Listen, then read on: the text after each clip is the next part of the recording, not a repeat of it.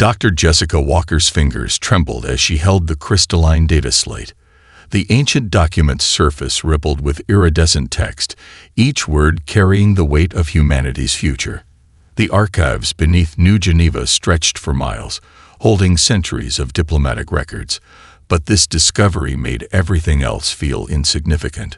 "Computer, verify authenticity again," she commanded, her voice steady despite her racing heart. The holographic display pulsed green, confirming what she already knew. This was real. The contract, signed 300 years ago by Earth's first contact team, had finally matured. Humanity's debt was due. Lieutenant Marcus Rodriguez appeared at her office door, his normally relaxed demeanor replaced by rigid formality. "Dr. Walker, the Galactic Council's representatives have arrived. They're requesting your presence in the Grand Chamber."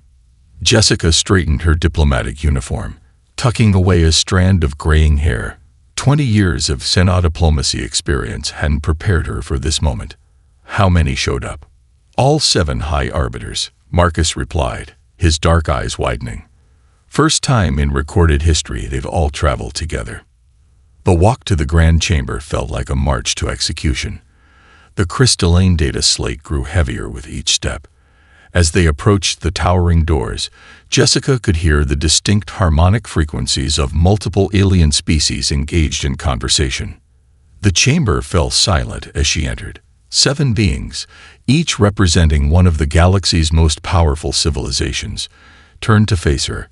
High Arbiter Zegznal, a towering figure of shifting plasma contained within an environmental field, floated forward. "Dr. Walker," the alien's translated voice resonated through the chamber. "We've come to collect what is owed." Jessica approached the central podium, placing the data slate in the reader. The ancient contract projected itself across the chamber's dome, its text now visible to all. "Before we proceed, I'd like to review the terms." The terms are simple. Zegznal's plasma form pulsed with what Jessica recognized as smugness. In exchange for protecting Earth during its pre-FTL period from 17 separate extinction-level threats, humanity agreed to provide military service when called upon. Jessica nodded, her finger tracing a specific line of text. Indeed, Section 7, Paragraph 13 states that humanity owes the Council contribution of equivalent value to the protection received. The Council's interpretation of military service is just that. An interpretation. Murmurs rippled through the chamber. High Arbiter Kexrel, an entity of living crystal, chimed in with harmonics of displeasure. "This is not a negotiation, Dr. Walker. We require 10 billion human soldiers for our war against the Void Collective." Actually, Jessica allowed herself a small smile. This is very much a negotiation. The contract specifically mentions equivalent value contribution, but never specifies the form. Humanity has prepared an alternative method of payment. The chamber's temperature dropped several degrees as Zegznal's plasma form contracted. "You dare to reinterpret a contract that saved your species from extinction. We dare to honor it in a way that saves others from extinction," Jessica replied, inserting a second data slate. "Commander Hayes, you're up." The chamber's central display came to life, showing a massive facility deep beneath the Pacific Ocean. Commander Michael Hayes, his broad shoulders filling the screen, stood before a containment field that seemed to pulse with life. "High Arbiters of the Galactic Council." Hayes's voice carried the confidence of someone holding a winning hand. "Allow me to present Project Lazarus. Humanity doesn't offer you soldiers. We offer you something far more valuable. We offer you the power to undo death itself." Jessica watched the council members' reactions carefully. Confusion, disbelief, and, most importantly, curiosity rippled through their collective consciousness. The next few minutes would determine whether humanity's gambit would pay off or plunge Earth into an interstellar war. She couldn't help but smile. After all, humans had always been better at finding unexpected solutions than following predictable paths. Commander Michael Hayes stood before the containment field, his reflection ghosting across its shimmering surface. Behind him, the massive underwater facility hummed with power, 300 years of scientific advancement had led to this moment. What you're about to witness, he addressed the council members through the quantum link, is the culmination of humanity's greatest scientific achievement. He nodded to Dr. Sarah Mitchell, who stood at the primary control station. The containment field shifted, revealing a massive chamber filled with what appeared to be ordinary soil. High Arbiter Zexnal's plasma form flickered with impatience. "You offer us dirt." The alien's translated voice dripped with disdain. "Perhaps humans have lost their sanity along with their sense of obligation." Hayes smiled, the kind of smile that had made more than one alien species nervous over the years. "Dr. Mitchell, initialize the sequence."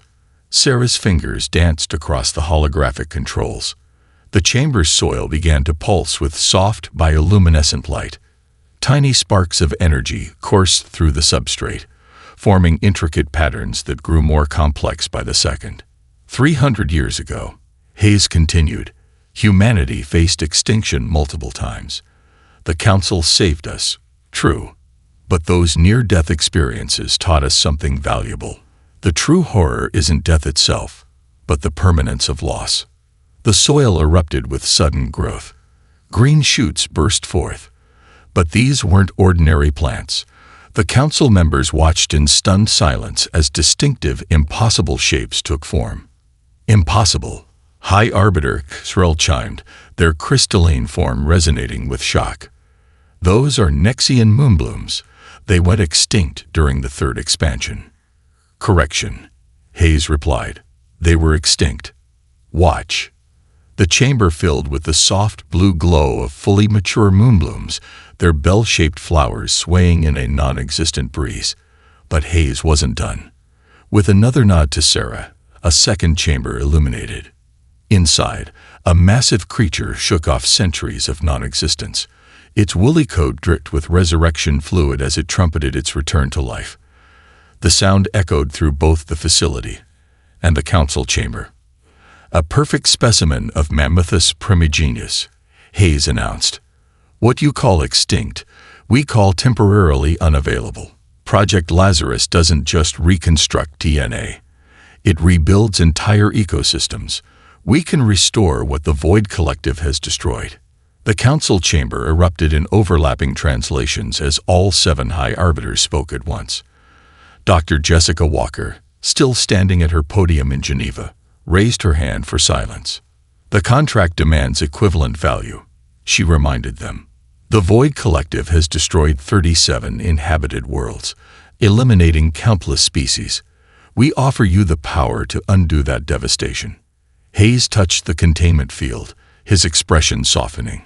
"Every species faces extinction differently. Some fight, some hide. Humans, we decided to master death itself." Sarah brought up another display, showing successful resurrections ranging from simple bacteria to complex megafauna. Each image represented thousands of hours of work, countless failed attempts, and humanity's relentless drive to overcome the impossible. "Our debt will be paid not in soldiers," Hayes declared, "but in restored worlds.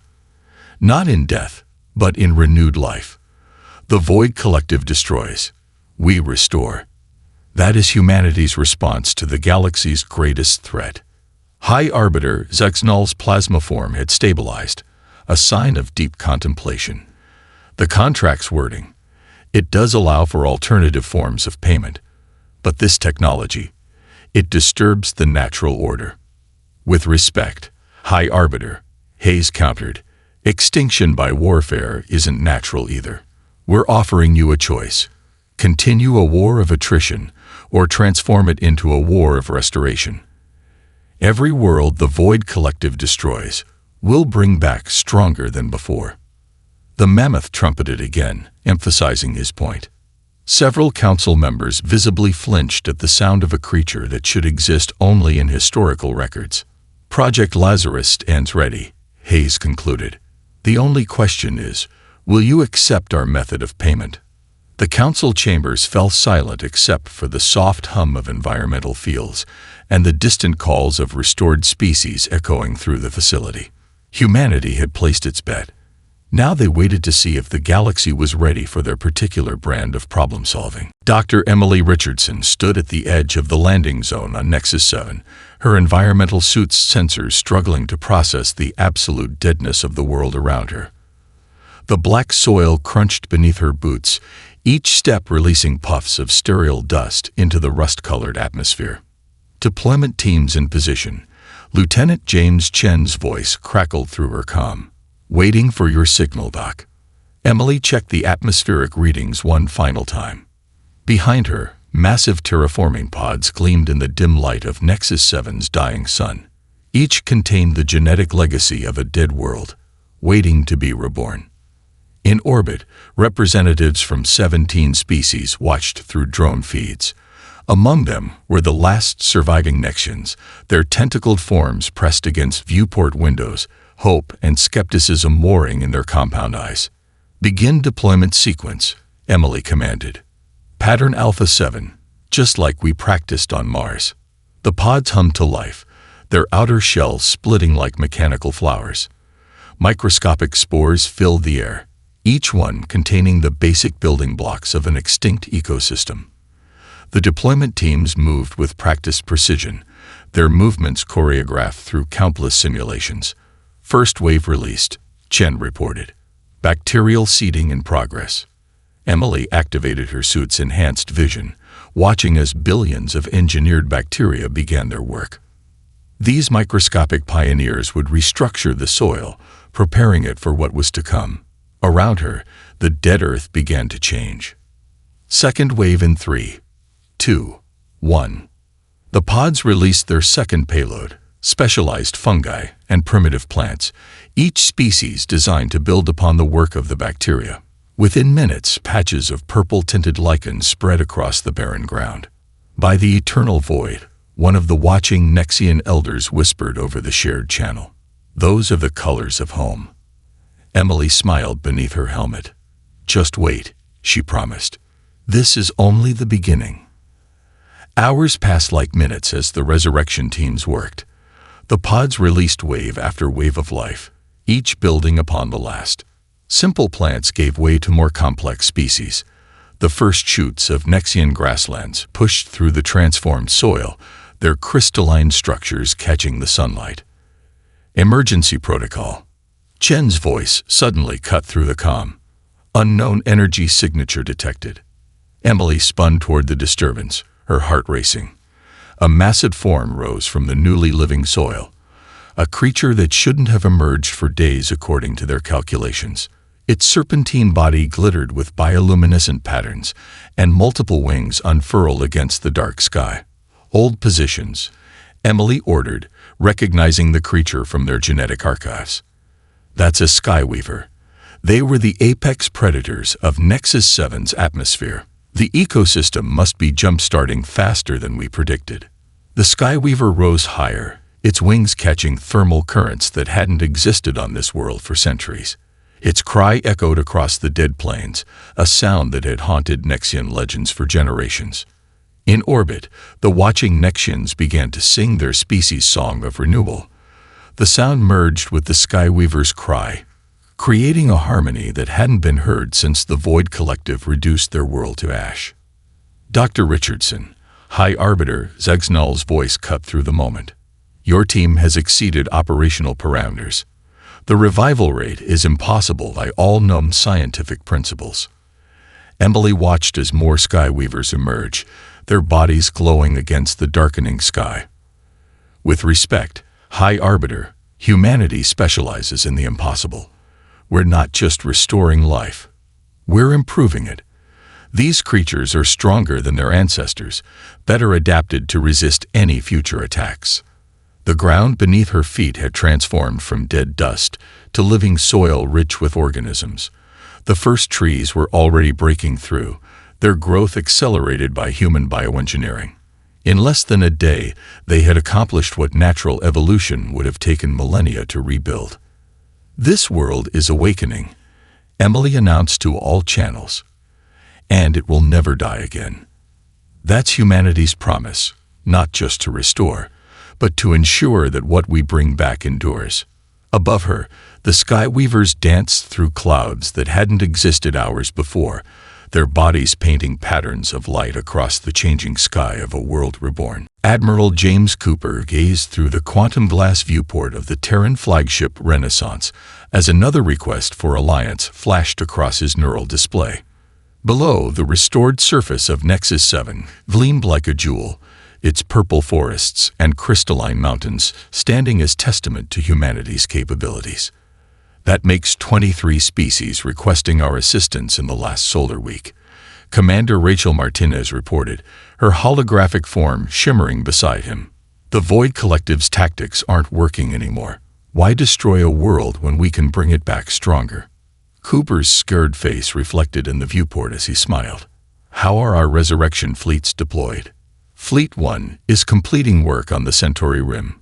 Fleet 2 is halfway through restoring the Magellan Cluster. Fleet 3. Rachel paused as new information streamed through her neural link. Sir, we have multiple void signatures approaching Nexus 7. The Admiral's expression hardened. They finally decided to test us. Battle stations. Alert Dr. Richardson's ground team, but tell them to continue their work. Let's show them what a restored world can do.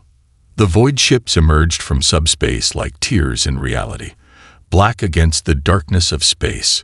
Their organic hulls pulsed with cancerous energy, a sight that had terrorized the galaxy for centuries. They're broadcasting, Rachel announced, playing on main channels. Humans. The Void Commander's voice scraped across their minds like broken glass. You upset the natural order. What dies should stay dead. Surrender your resurrection technology, or we will demonstrate true death. Cooper opened a channel, his voice calm. This is Admiral James Cooper of the Terran Renaissance. You are in violation of restored space. The beings you once destroyed have returned, and they remember you. He nodded to Rachel, who activated the planetary defense systems, not conventional weapons, but something far more terrifying to the Void Collective. The restored Skyweavers rose from Nexus 7's atmosphere in swarms, their bioluminescent patterns shifting from peaceful displays to predatory configurations.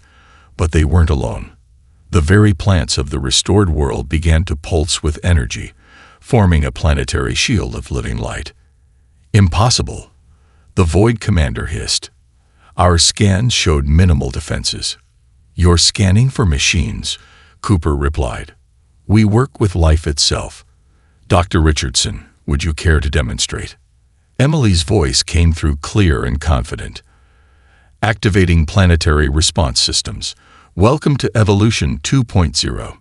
The restored forests of Nexus 7 released clouds of microscopic organisms, not weapons, but highly evolved descendants of the world's original defensive species.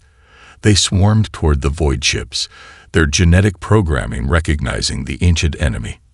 What is this? Fear crept into the Void Commander's voice as the organisms began breaking down their ship's organic hulls. We didn't just restore life, Cooper explained, watching as the void ships began to deteriorate. We studied your attack patterns, your biological weapons, your tactics. Then we engineered countermeasures into every species we brought back.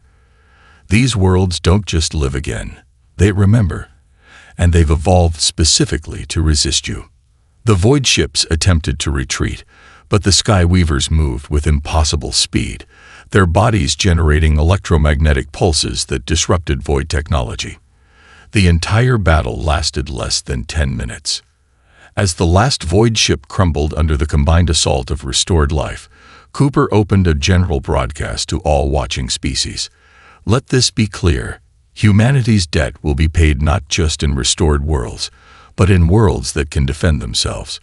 We don't just undo death. We ensure life prevails. Rachel's hologram flickered as she processed new data. Sir, the number of alliance requests just doubled. The Void Collective's attack was broadcast across all major networks. Every species that lost a world to them is now seeking our help. Cooper turned from the viewport, his expression resolute. Send word to Earth. We'll need more resurrection fleets. And inform the Council. Their former soldiers have become gardeners, and our gardens have teeth. In orbit around Nexus 7, the Skyweavers resumed their peaceful patterns, dancing through clouds of microscopic defenders. Below, the restored world continued to flourish, its very existence a defiance of the Void's philosophy of death and destruction. Colonel Alexandra Martinez stood in the command center of Resurrection Fleet 3, watching as the Void ships surrounded them in ever-tightening circles. The massive Resurrection vessels, originally designed for peace, now faced their greatest test. They brought their entire southern fleet, Lieutenant Sarah Foster reported, her hands dancing across the tactical display. 37 capital ships, over 200 support vessels. They're not here to test us this time. Alexandra's eyes narrowed as she studied the enemy formation. After their defeat at Nexus 7, the Void Collective had changed tactics. No more single-ship probing attacks. This was an all-out assault to stop humanity's restoration project. "Status of the Genesis pods?" she asked, voice steady despite the tension. "Pods 1 through 50 are at full capacity," Chief Engineer David Park responded from his station. "The experimental defense adaptations are ready, but untested at this scale." The Void ship's organic hulls pulsed with cancerous energy, their very presence an offense against life itself. Alexandra took a deep breath, knowing her next decision would either save or doom the fleet. "All ships, initialize Protocol Genesis," she commanded. "Release the adaptive strains." The Resurrection vessel's external pods began to glow, not with the usual soft light of restoration, but with something new, something engineered specifically for this moment. "You think your parlor tricks can stop us?" The Void Commander's harsh voice cut through all frequencies. "We are death itself. You cannot restore what we—" The voice cut off as the first wave of modified organisms reached their ships. These weren't the defensive species used at Nexus 7. These were something new, hybrid creatures engineered from the most resilient species humanity had ever restored. "They're trying to breach Pod Chamber 7, Foster called out. The tactical display showed Void boarding parties cutting through the hull. Alexandra smiled. "Let them in." The Void warriors breached the chamber, their biomechanical weapons ready. But instead of finding vulnerable restoration equipment, they encountered a nightmare of their own making. The chamber was filled with evolved versions of creatures they had driven to extinction centuries ago. Multiple Void ships reporting hull breaches, Park announced with grim satisfaction. "The photosynthetic acid strains are working exactly as designed. Their organic technology doesn't stand a chance against directed evolution." Outside, the battle had become a stunning display of biological warfare. The Void ship's cancerous energy met waves of engineered life, each specifically designed to counter their weapons. Where they deployed decay, humanity's creations thrived on it. Where they spread destruction, restoration flourished. "Mom," Foster's voice carried a note of amazement. "The adaptive strains, they're evolving in real time. They're learning from each attack." Alexandra watched as the Void fleet's formation began to break. Their organic ships, usually so resilient, were being consumed by creatures specifically engineered to treat them as food sources. "Send word to all fleets," she ordered. "Protocol Genesis is confirmed effective. Deploy at will." The Void commander made one last desperate transmission. "What have you done? This isn't natural." "Natural," Alexandra responded, her voice carrying across all channels. "You destroyed entire worlds. We learned to bring them back. You spread death, so we evolved life that feeds on death itself. Everything we've created is an answer to what you forced us to become." The battle ended not with a dramatic explosion, but with the quiet consumption of the Void fleet by countless microscopic organisms. Their mighty armada reduced to raw materials for humanity's next restoration project. "Fleet-wide report," Foster announced. 87% of Void vessels neutralized. The rest are retreating. No casualties on our side. Alexandra nodded, watching as the engineered organisms began breaking down the remnants of the Void ships into useful biomass. "Begin collection procedures. Everything they brought to destroy us will be used to restore another world." As the resurrection fleet resumed its course, the story of the battle spread across the galaxy. Humanity hadn't just defeated the Void Collective. They had turned the enemy's weapons of death into tools of rebirth. The message was clear. In humanity's hands, even destruction could be transformed into creation. Dr. Thomas Anderson's hands trembled as he adjusted the neural interface matrix. The lunar laboratory, built deep beneath the Mare Tranquillitatis, hummed with energy as centuries of research culminated in this moment. Behind him, representatives from 17 extinct species watched through quantum-linked displays. Beginning consciousness extraction sequence, his assistant, Dr. Maya Patel, announced. Her fingers moved across holographic controls with practiced precision. Matrix stability at 98%. The specimen before them looked unremarkable. A small crystal, no larger than a human palm, recovered from the ruins of Nexus 7. But encoded within its lattice structure was something unprecedented. The complete neural pattern of a Nexian poet who died protecting her world's last seed vault. Neural pattern isolated, Maya reported. Beginning consciousness reconstruction.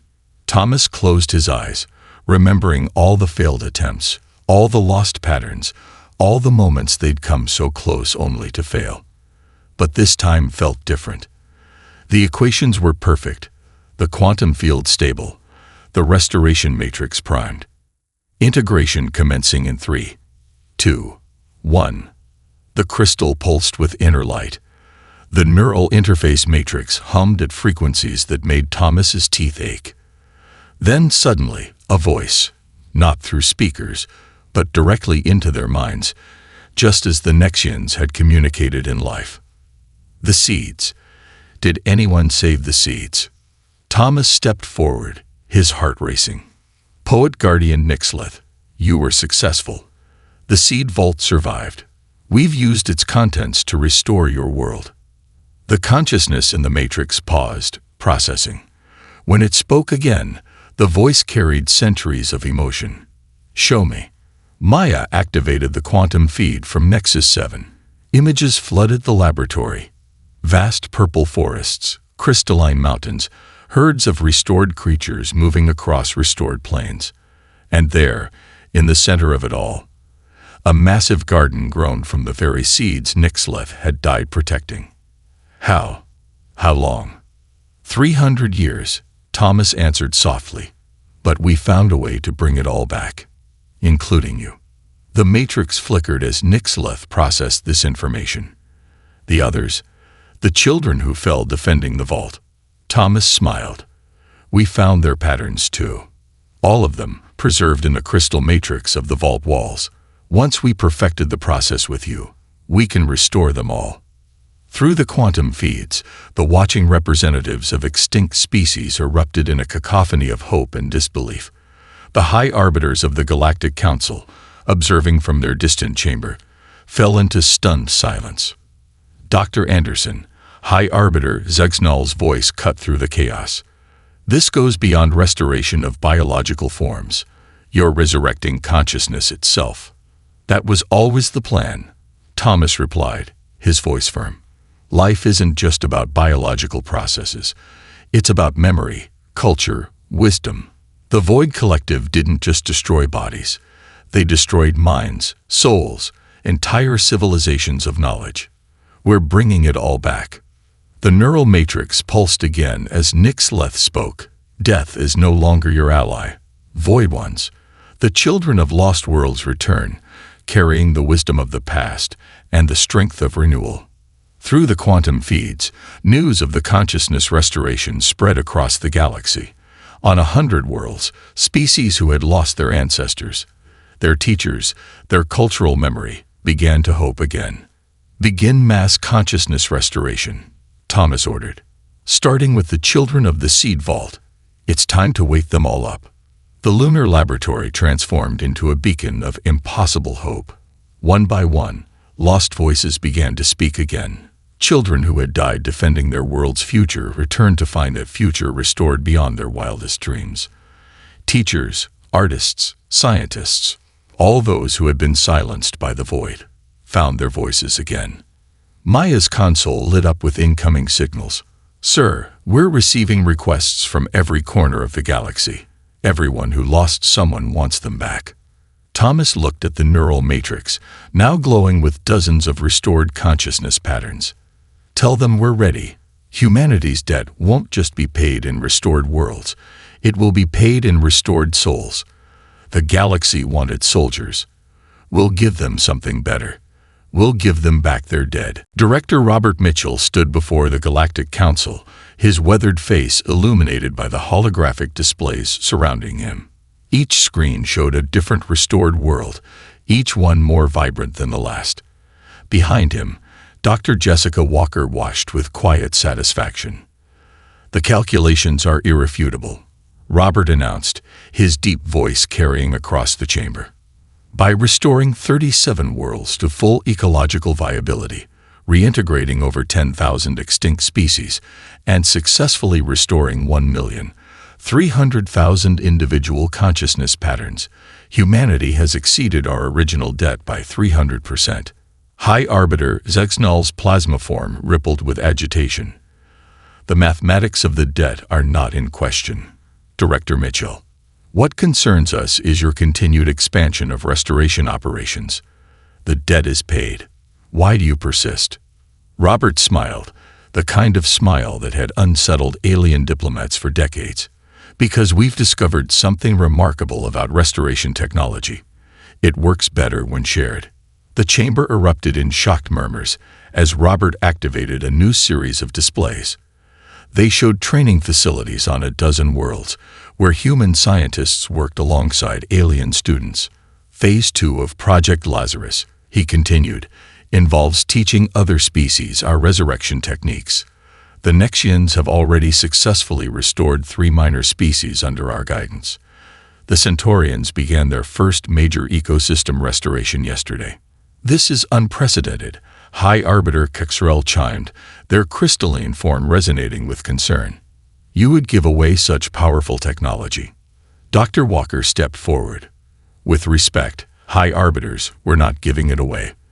We're fulfilling the spirit of the original contract, ensuring life prevails over destruction. The more species that can restore life, the harder it becomes for anyone to use death as a weapon." The quantum feeds showed scenes from across the galaxy. Nexian restoration teams bringing back ancient pollinators, Centaurian scientists reintegrating extinct aquatic species, even the crystalline Kexrel's own people learning to restore the silicon-based life forms of their outer colonies. Latest reports from the front lines. Robert continued, activating another display. The Void Collective's attacks have decreased by 87%. Not because they lack the capability, but because their tactics have become pointless. Why destroy a world that will simply come back stronger? The council chamber's lights dimmed as a final set of images appeared, before and after shots of every world the Void Collective had ever destroyed. The contrast was stunning. Dead worlds transformed into thriving paradises, each one enhanced with natural defenses against future attacks. "Humanity's debt is paid," Robert declared. "But our work continues. We've established the Galactic Restoration Initiative, open to all species who wish to learn our techniques. The first class of 10,000 students begins training next month." High Arbiter Zexnal's plasma form stabilized, a sign of acceptance. "You were meant to be soldiers in our war. Instead, you've made the very concept of our war obsolete." "That was the point," Dr. Walker interjected. "The best way to win a war of extinction is to make extinction itself impossible. Every restored world, every resurrected species, every recovered consciousness makes the Void Collective's philosophy of destruction more obsolete." Robert nodded to his technical team, and a final hologram appeared, a map of the galaxy with every restored and in-process world highlighted. The points of light formed a growing network of life pushing back the darkness. "The debt is paid," he concluded, "but the restoration continues. Not because we have to, but because we can. Because every species deserves the chance to see their lost worlds bloom again, to hear the voices of their ancestors, to know that death is no longer the end." As the council session concluded, reports flooded in from across the galaxy. More worlds requesting restoration. More species seeking training. More void ships standing down, their weapons of destruction useless against the tide of renewed life. Dr. Walker touched the crystalline data slate that had started it all. The original debt contract. They wanted soldiers, she murmured to Robert. We gave them gardeners instead. Better than gardeners, Robert replied, watching as another world lit up on the galactic map. We gave them hope. General Elizabeth Thompson stood on the observation deck of the Second Chance, Earth's flagship resurrection vessel, as the Void Collective's surrender was broadcast across every frequency in the galaxy. The massive view screen showed their leader, a being of pure entropy, bowing before a joint delegation of restored species. The war is over. The Void Leader's translated voice echoed through the chamber. We cannot fight against those who turn our every victory into their triumph, who transform our destruction into creation, who make mockery of death itself. Elizabeth exchanged glances with Dr. Jessica Walker, who had come full circle from discovering the original debt contract to witnessing its ultimate resolution. The quantum feeds showed celebrations erupting on 1,000 worlds, restored planets blooming with impossible life, resurrected species dancing in newborn skies, ancient consciousness patterns sharing wisdom with their descendants. Your surrender is accepted, declared poet guardian Nixleth, speaking for the Restored Species Coalition. Her consciousness, now housed in a bioengineered form that merged Nexian and human technology, glowed with inner light. But understand, this is not just a military victory. This is the triumph of life itself. The Void Leader's form rippled with what might have been shame. What are your terms? Dr. Thomas Anderson stepped forward, his lunar laboratory team's latest breakthrough displayed on his neural interface. Transformation. We've studied your biological structure. Your species wasn't born of entropy. You were engineered for destruction. We can restore you to your original form. Gasps echoed through the quantum feeds. Even the high arbiters of the Galactic Council showed signs of shock. The Void Leader's form pulsed erratically. You would restore us as well. That's what humans do, Elizabeth replied, her voice carrying the weight of certainty. We restore. We rebuild. We transform. Your species was the first victim of the void corruption. Let us help you be the last victory of restoration. The surrender ceremony transformed into something unprecedented. As billions watched through quantum feeds, the first Void volunteers stepped forward to undergo restoration. Their forms of pure entropy began to shift, revealing the beautiful crystalline beings they had once been. Commander Rachel Martinez's hologram appeared beside Elizabeth. Ma'am, we're receiving the final calculations from Earth. With the Void ships being converted into restoration vessels, we now have the capacity to restore every world ever lost to conflict. Not just from the Void War, from all wars. Dr. Walker smiled, holding up the original debt contract. Its surface shimmered one last time before dissolving into light. The contract is more than fulfilled. But something interesting has happened. By teaching our restoration technology to others, by helping them restore their worlds, they've all become indebted to humanity instead, Elizabeth finished. But that's not why we did this. The quantum feeds showed scenes from across the galaxy, former Void warriors learning restoration techniques alongside their previous victims, extinct species reclaiming their ancient homes, lost consciousness patterns teaching forgotten wisdom to eager students. The galaxy was transforming, not through force or fear, but through the simple act of bringing life back to dead spaces. Latest report from the Galactic Restoration Initiative, Martins announced. 10 million students enrolled from 100,000 species. Every major civilization is establishing their own resurrection fleet. The Void corruption is being eliminated at its source, world by world, species by species. Elizabeth touched the view screen, watching as another dead world began to bloom. When they demanded payment of our debt, they thought they knew what humanity was capable of. They expected soldiers, warriors, destroyers. Instead, Dr. Walker added, we showed them what humanity truly excels at, finding hope in hopeless situations, turning endings into beginnings, making the impossible possible. The second chance moved into position above another world waiting to be restored. Below, the surface was already stirring with the first signs of returning life. The void ships, now transformed into restoration vessels themselves, took up formation alongside. The galaxy no longer shakes in fear of humanity, Elizabeth declared. It trembles with anticipation of what will restore next. That's our true legacy, not the payment of a debt, but the transformation of the galaxy itself, one restored world at a time. As if in response, the stars themselves seemed to shine brighter, illuminating a galaxy where death had lost its finality, where destruction only led to stronger renewal, and where humanity's greatest debt had become the galaxy's greatest gift.